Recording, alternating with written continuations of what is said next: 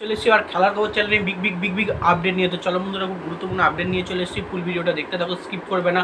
Skip করলে ভিডিওর মধ্যে অনেক কিছু মিস করবে। এবং এই খেলার খবর চ্যানেলে যারা নতুন আছে অবশ্যই খেলার খবর চ্যানেলটা সাবস্ক্রাইব করে পাশে থাকো। পাশে থাকা ব্লাইকন ঘন্টাটাকে রং করে বাজিয়ে দাও, বেশি বেশি লাইক এবং কমেন্ট করে দাও, যাতে মোটিভেট হয়ে তোমাদের এই খেলার খবর চ্যানেলে এই ফার্স্ট আপডেট দিতে পারি। তো চলো বন্ধুরা, ফার্স্ট যে আপডেটটা নিয়ে কথা বলবো, খুব গুরুত্বপূর্ণ আপডেট তোমাদের শেয়ার করতে চলেছি ভিডিওর মধ্যে। তো ফার্স্ট আপডেটটাই হচ্ছে এমবিএসজি শিবিরের কোচ পানাজিওটিসকে নিয়ে। কালকের ম্যাচ জেতার পর, কালকে তোমরা নিশ্চয়ই জানো ডুরান্ড কাপে ম্যাচ ছিল মোহনবাগানের সঙ্গে সিআইএফএসের সঙ্গে। তো এই ম্যাচটা কিন্তু মোহনবাগান 6-0 গোলে জয়লাভ করেছে।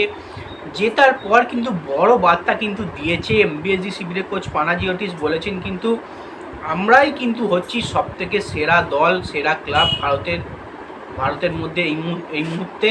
কারণ লিগ টপ করছি ডুরান্ড কাপের মধ্যেও আমরা সেরা দল। যে কটা টুর্নামেন্ট হবে সে কটা টুর্নামেন্টেরই আমরা সেরা দল হওয়ার চেষ্টা করব। তো আমি মনে করি এখনও পর্যন্ত আমাদের যে সমস্ত প্লেয়াররা আছে দলে, যারা খেলছে, খুব সুন্দর পারফরমেন্স করছে, নিজেদেরকে উজাড় করে পারফরমেন্স করছে, তাদেরকে 100% অনুশীলন করানো আছে এবং আমরাই সেরা, সেটা কিন্তু তিনি কনফার্ম করছেন। তো বেসিক্যালি কিন্তু তিনি বলেছেন মনবীর সাহাল এরা কিন্তু দুর্দান্ত প্লেয়ার, এবং মনবীর সাহাল লিস্টন এরা কিন্তু দুর্দান্ত প্লেয়ার। এবং অপোনেন্ট টিম মানে সিআইএফএসের কোচ কিন্তু তিনিও কিন্তু বলল যে মোহনবাগান হচ্ছে সেরা টিম। মানে অপোনেন্ট দলের কোচও কিন্তু মোহনবাগানেরকে নিয়ে সেরা বার্তাই দিচ্ছে। তো তোমরা বুঝতেই পারছো, যতই ইস্টবেঙ্গল ভারত সেরা হোক না কেন, মোহনবাগান এখনও পর্যন্ত অল ইন্ডিয়ার সেরা ক্লাব হয়ে রয়েছে। তো যাই হোক, এবার নেক্সট যে আপডেটটা নিয়ে কথা বলবো, খুব গুরুত্বপূর্ণ আপডেট, সেটা হচ্ছে সাহাল আব্দুল সামাদকে নিয়ে। তো এমবিএসজি শিবিরের প্লেয়ার সাহাল আব্দুল সামাদ কিন্তু দিন দিন প্যানোসের তত্ত্বাবধানে আরও ভয়ঙ্কর হয়ে উঠছে। আমরা কিন্তু সাহাল আব্দুল সামাদকে নেক্সট 2 বছর কিন্তু এতটা ভালো পারফরমেন্স করতে দেখিনি। এর আগে কিন্তু সাহাল আব্দুল সামাদ দুর্দান্ত পারফরমেন্স করেছে, এইরকম ভয়ঙ্কর পারফরমেন্স করেছে। তার ফর্মটা কিন্তু তিনি হারিয়ে ফেলেছিলেন। সেই ফর্মটাকে কিন্তু এক চুটকিতে কিন্তু ফেরত এনেছে পানাজিওটিস। কিন্তু অবশ্যই সাহালকে তার ফর্ম ফিরিয়ে দিয়েছে, এবং সাহাল যে কী লেভেলের প্লেয়ার, কী ভয়ঙ্কর প্লেয়ার, সেটা কিন্তু তিনি দেখাতে শুরু করেছেন। প্রথম ম্যাচই কালকে গ্রুপ পর্যায়ের শেষ ম্যাচে কিন্তু হ্যাটট্রিক করেছে।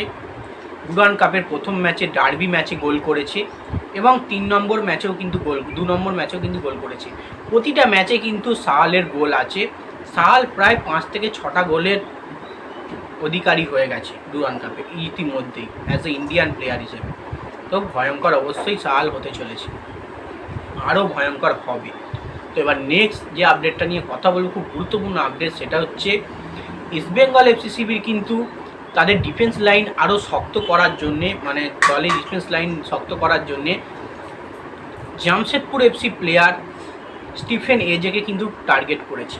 তো বেসিক্যালি খবর সূত্রে যেটা জানা যাচ্ছে, স্টিফেন এজের সঙ্গে একটা কিন্তু কন্ট্যাক্ট শোনা যাচ্ছে ইস্টবেঙ্গলের। তো বেসিক্যালি তোমরা নিশ্চয়ই জানো ডিফেন্সে নিয়ে প্রচুর পরিমাণে এখনও সমস্যায় এই ইস্টবেঙ্গল রয়েছে, তাদের নাচো মনসালভের চোটটাকে নিয়ে। তার রিপ্লেসমেন্ট হিসেবে কিন্তু অবশ্যই স্টিফেন এজেকে দলে আনার জন্য চেষ্টা করছে। তো মনে করছি স্টিফেন এজে কিন্তু ইস্টবেঙ্গল এলে কিন্তু দুর্দান্ত একটা সাইনিং হবে। কিন্তু স্টিফেন এজেকে দলে আনতে গেলে কিন্তু আইএসএল শুরু সময় করে কিন্তু আনতে হবে। বেসিক্যালি তিনি এখনও ফ্রি এজেন্ট আছে, তাকে সই করালে কিন্তু সে এখনও পর্যন্ত সঙ্গে সঙ্গে আসবে না। ডুরান্ড কাপের মতো কাপ শেষ হয়ে যাবে, এবং তার সঙ্গে এএফসি যে চ্যাম্পিয়ন্স লিগ 2 খেলছে ইস্টবেঙ্গল, সেসব টুর্নামেন্টও শেষ হয়ে যাবে।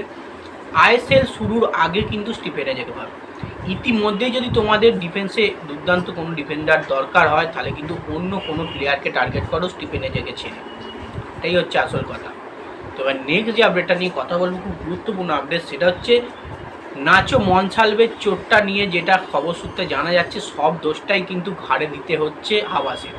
তো বেসিক্যালি হাবাসকেই সব দোষ নিতে হচ্ছে। তো বেসিক্যালি যেহেতু দলের কোচ, অনেকেই বলতে চাইছে হাবাস কেন এরম প্লেয়ার নিয়ে এলো। তো কিছুটা হাবাসের দোষ অবশ্যই রয়েছে, আমি দেখতে পাচ্ছি, কিছুটা হাবাসের দোষ আবার নেই। বলা যাচ্ছে যে অ্যান্টোনিও লোপেস হাবাসকে একটা পয়সা বেঁধে দেওয়া হয়েছিল ইস্টবেঙ্গলের তরফ থেকে, এই পয়সার মধ্যে এরকম বিদেশি আনতে হবে। তাকে যেমন পয়সা দিয়েছে সে কিন্তু সেই ধরনেরই কিন্তু বিদেশি আনার দলে চেষ্টা করেছে, সেরকমই বিদেশি এনেছে, যেটা কোনো রকমই হাওয়াসের দোষ নেই। আর হাওয়াসের দোষ এখানেই, যখন তিনি এই কম পয়সারই বিদেশি বাড়ছে বা মিনিমাম পয়সার বিদেশি বাড়ছে, তখন দেখে নিতে হবে যতই মার্কেট ভ্যালু কম হোক না কেন প্লেয়ারটা ইনজুরিড কিনা। এবং প্লেয়ারটা কিন্তু নাচো মনসালভে কিন্তু কিছুটা হলেও লুকিয়ে সই করিয়েছে তার চোটটা, কারণ তাকে কিন্তু কোনো রকম ট্র্যাকেল করা হয়নি, নিজে থেকেই চোট পেয়েছে বলেই ধরা যাচ্ছে। তো দোষ পুরোটা হাওয়াসেরও নয়, পুরোটা এই নাচো মনসালভের ম্যানেজমেন্টেরও নয়, দোষ কিছুটা নাচো মনসালভেরও আছে, তিনি কিন্তু লুকিয়ে সই করিয়েছে। তো যাই হোক, এই আপডেট ছিল ভিডিওটা, এটুকুই। ভালো লাগলে লাইক কমেন্ট শেয়ার সাবস্ক্রাইব করে পাশে থাকা। চলো বন্ধুরা, বাই, নেক্সট ভিডিও দেখা হচ্ছে, টাটা।